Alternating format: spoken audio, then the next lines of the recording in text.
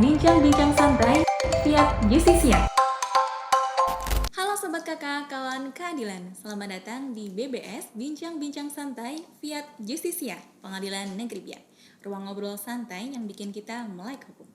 Bersama saya, Vina Kusna, kali ini kita akan membahas tentang tugas, fungsi, dan layanan pengadilan secara umum, mulai dari pengadilan negeri hingga pengadilan militer. Nah, pada sore kali ini kita kedatangan tamu dan atau narasumber teristimewa. Beliau merupakan seorang hakim yang berkiprah di dunia peradilan umum, yakni Pengadilan Negeri Biak. Bapak Frans John Timesela, sarjana hukum namanya. Mari kita berkenalan. Selamat sore Bapak. Selamat sore Mbak Vina, host kita di Pengadilan Negeri Biak. Oh iya, benar sekali. Bagaimana Pak kabarnya hari ini?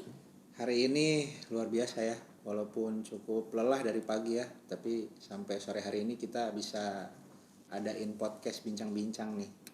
Keren sekali. Bapak tadi sempat disinggung tentang topik kita pada episode kali ini, yakni tentang tugas, fungsi, dan layanan pengadilan secara umum. Tapi Pak, sebelum lebih dalam mengulik tentang tugas, fungsi, dan layanan, dulu Pak, saya sering mendengar kalimat yang memiliki kosakata yang katanya itu ada keadilan, pengadilan, dan peradilan. Nah, dari ketiga kosakata tersebut, Pak, apakah memiliki perbedaan atau justru memiliki kesamaan? Oke, baik ya. Tadi ada tiga terminologi. Yang pertama itu pengadilan, keadilan, dan peradilan ya. Iya. Sebenarnya yang tiga-tiganya ini berbeda, tapi yang bisa disatukan adalah peradilan dan pengadilan. Jadi yang pertama perlu kita sama-sama pahami, peradilan itu adalah berbicara mengenai proses. Proses itu mulai dari menerima, memeriksa, lalu memutuskan atau mengadili suatu perkara. Kalau dalam pasal 50 Undang-Undang Nomor 49 Tahun 2009, perubahan terakhir dari Undang Nomor 2 Tahun 86, itu sebenarnya terminologinya itu adalah memeriksa dan menyelesaikan. Tapi dalam perkembangan yang sekarang itu, karena ada asas yang menyatakan ius curia novit ya, hakim itu harus dianggap tahu, sehingga kita harus menerima. Makanya tidak boleh menolak atau menerima. Lalu setelah kita terima, kita periksa. Lalu kita harus mengadili, memutuskan suatu perkara tersebut. Nah, itu bicara mengenai peradilan tadi. Jadi peradilan itu kita bicara mengenai proses satu. Lalu pengadilan itu berbicara mengenai institusi lembaganya.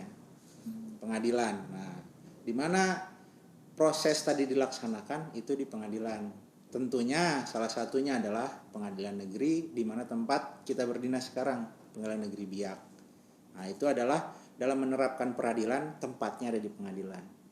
Nah, lalu terakhir ketika kita bicara mengenai keadilan, ini adalah suatu konsep yang luas ya, yang sampai hari ini juga nosuhan de juristan, artinya adalah tidak ada yang benar-benar bisa mendefinisikan keadilannya. Karena pokoknya itu keadilan yang dipahami secara singkat itu disebutkan unicuique sum sibuera. Jadi berikanlah kepada orang apa yang menjadi haknya. Jadi sepanjang orang itu memiliki hak dan kita memberikan, maka sepanjang itu pun kita sudah bisa disebut adil. Tapi beda lagi pemahaman keadilan nanti di dalam pemeriksaan perkara. Misalkan perkara pidana nanti ada keadilan legalis, ada keadilan vindikatif.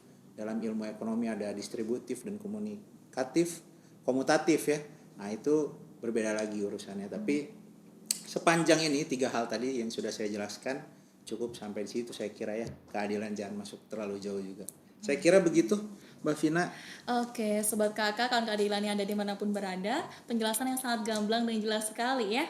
Oke Bapak, untuk pertanyaan selanjutnya, kebetulan nih Bapak kan hakim di pengadilan negeri ya. Lalu peran pengadilan negeri ini dalam sistem hukum peradilan di Indonesia ini sebenarnya seperti apa sih Pak?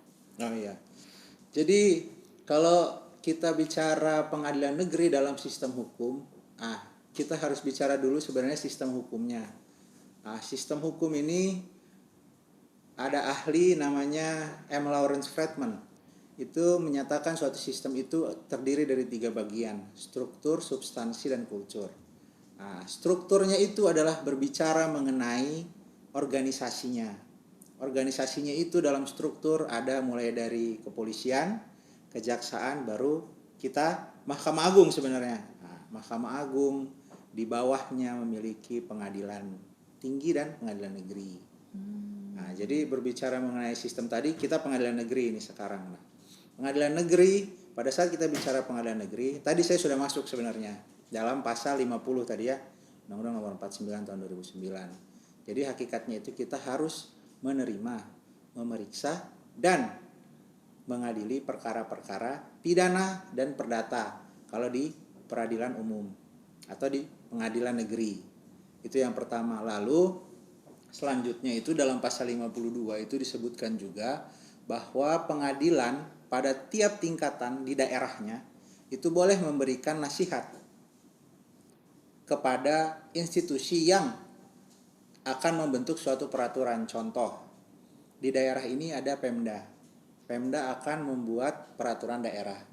Maka kita ketika diminta, kita dapat memberikan nasihat-nasihat hukum apa yang bisa dimasukkan sebagai bentuk unsur-unsur dalam suatu tindak pidana, misalkan saat dia ingin meregulasi suatu tindak pidana, atau dalam hal misalkan ingin meregulasi terkait pembebasan tanah ataupun rumah, itu pun kita bisa ikut memberikan nasihat, advice kepada Pemda di daerah, karena itu amanat dari pasal 52. Itulah itu tugas dan fungsi yang pokok sebetulnya dari pengadilan negeri. Tapi ada tambahan lagi. Kalau misalkan kita lihat dari visi dan misi Mahkamah Agung, dari misinya salah satu itu adalah memberikan pelayanan hukum yang berkeadilan. Nah, inilah yang kita masuk sekarang. Tugas pengadilan itu juga memberikan layanan hukum. Saya kira itu yang bisa saya jelaskan, Mbak Vina. Keren sekali, sangat lengkap, rinci ya. Nah, tadi Bapak menyinggung tentang tugas dan fungsinya dari pengadilan negeri ya Pak ya. Dan sedangkan di Indonesia kiranya tidak hanya pengadilan negeri saja yang ada di Indonesia ya Pak ya. Lalu mungkin bisa Bapak jelaskan dan paparkan terkait pengadilan apa saja yang ada di Indonesia, berikut juga tugas, fungsi, dan layanannya. Oke, jadi pertama itu di pucuk sekali ada Mahkamah Agung Republik Indonesia. Nah, dialah yang sebenarnya punya seluruh fungsi ini, seluruh tugas, pengaturan dan sebagainya. Nah, untuk menjalankan seluruh tugas itu dibentuklah 4 badan peradilan. 1 adalah peradilan agama, 2 pengadilan negeri, 3 tun, dan yang paling bungsu adalah militer. Nah, tapi sebenarnya ini yang saya dengar ya, militer itu adalah yang paling bungsu. Entah tun yang paling bungsu, nanti pokoknya kita sebut-sebutan lah siapa yang paling bungsu. Nah, cuma yang menjadi fokusnya adalah 4 lembaga peradilan tadi. Nah, terhadap pembagian 4 peradilan tadi, di bawahnya itu ada masing-masing pengadilan. Peradilan umum itu kita kenal di bawahnya nanti ada pengadilan negeri. Lalu peradilan agama itu kita mengenal nanti ada pengadilan agama. Tata usaha negara ada pengadilan tun. Dan peradilan militer itu ada pengadilan militer. Nah, apa yang membedakan keempatnya? Nah, pertama kalau dilihat dari subjeknya. Dari subjeknya kalau di pengadilan negeri ini semua orang itu bisa mengajukan atau meminta layanan pada pengadilan negeri. Dari subjeknya semua orang. Tidak terlepas baik dia anggota militer. Itu dilihat dari subjeknya. Kalau dilihat dari objeknya, itu berbeda-beda. Contoh, nantinya akan ada titik singgung. Contoh dalam perkara pidana. Nanti akan bersinggungan misalkan terdakwanya 2 orang, 1 adalah anggota militer, 1 adalah sipil. Sesuai ketentuan pasal 30 sekian kalau saya tidak salah itu dalam Undang-Undang TNI, tindak pidana yang dilakukan oleh militer yang bertentangan dengan KUHPM atau Kitab Undang-Undang Hukum Pidana Militer itu langsung ada di ranah pengadilan militer. Tetapi perbuatan-perbuatan lainnya yang bersinggungan dengan undang-undang maka tunduk pada peradilan umum. Nah, jadi sebenarnya fokus objeknya lah yang sangat menentukan apa yang menjadi tugas dan fungsi masing-masing peradilan ini. Kendati pun tugas dan fungsi sudah dibagi, tetap nantinya ada titik singgung. Nah, supaya singkat, maka sebenarnya dibentuklah misalkan pengadilan agama. Akhirnya digantilah waris, misalkan bicara waris. Digeserlah bagi teman-teman yang beragama muslim, Islam pindah ke pengadilan agama.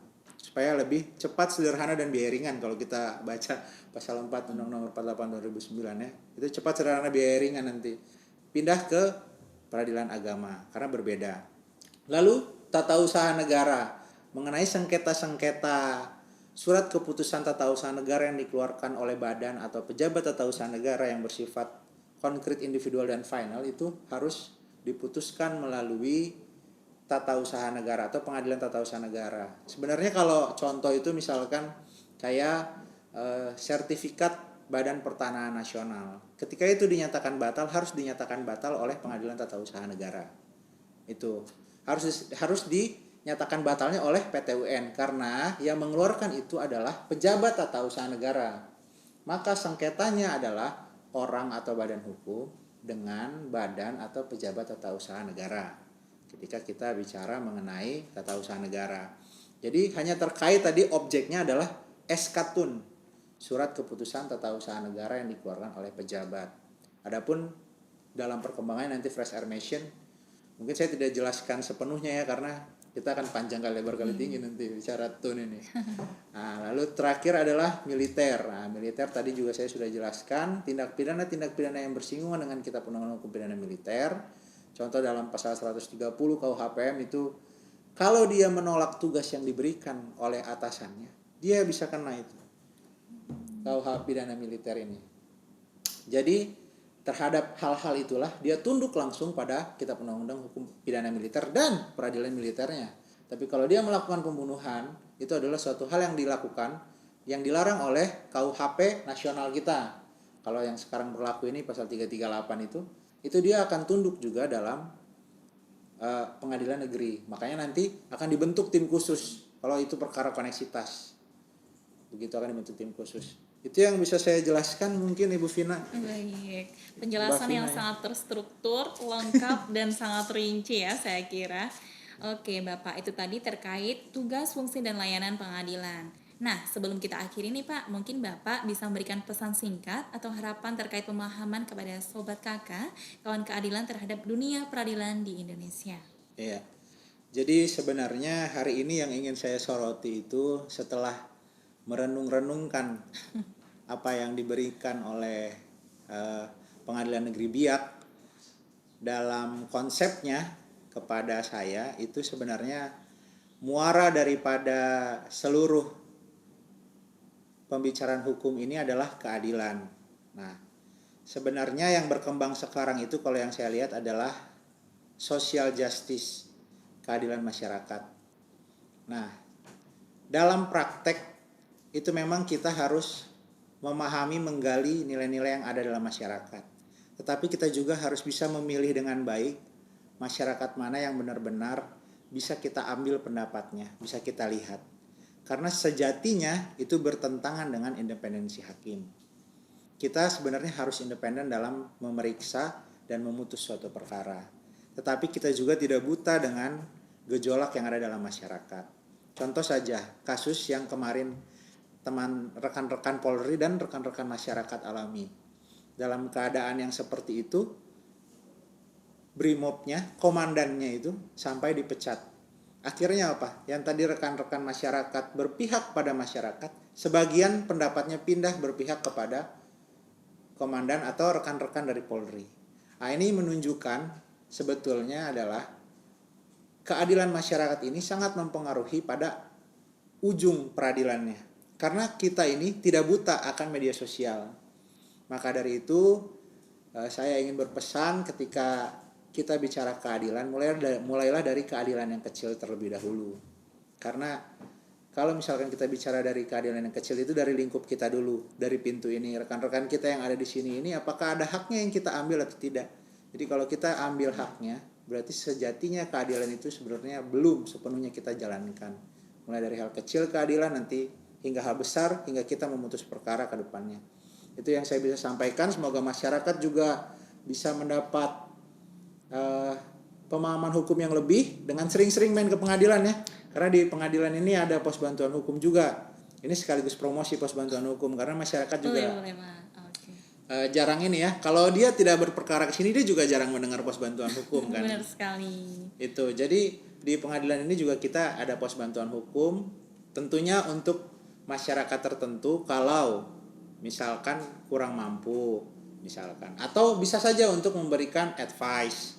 Itu tidak ada masalah. Jadi rekan-rekan masyarakat yang juga memiliki masalah hukum terkait apapun itu, baik dari rekan-rekan Polri, Kejaksaan, bahkan pengadilan, silahkan dikonsultasikan masalah apapun di pengadilan negeri. Saya kira itu yang bisa saya sampaikan. Cukup sekian dan terima kasih Mbak Vina. Oke, sobat kakak yang ada dimanapun berada, tersebut merupakan sekaligus penutup dari podcast sore kali ini. Kami ucapkan terima kasih kepada Bapak Frans karena sudah memberikan waktu, kesempatan hingga ilmu-ilmu yang sangat banyak sekali kepada kami semuanya. Semoga ilmunya berlangsung dengan bermanfaat. Terima kasih Mbak Vina. Oke, untuk sobat kakak semuanya, terima kasih sudah menyimak sampai akhir. Dan kalau ada pertanyaan dan kebingungan terkait dunia peradilan, dapat mengelis pertanyaannya di kolom komentar ya. Insya Allah akan kami jawab bersama narasumber-narasumber terkeren lainnya. Jangan lupa like, komen, dan share agar semakin banyak kawan keadilan yang tercerahkan. Dan tentu terus ikuti episode-episode podcast Fiat Justisia ini di lain waktu. Jangan lupa untuk selalu stay tune dan selamat sore, sampai jumpa. Gimana? Gini. Gimana tadi Fiatnya? Fiat Fiat Justisia. Fiat Justisia.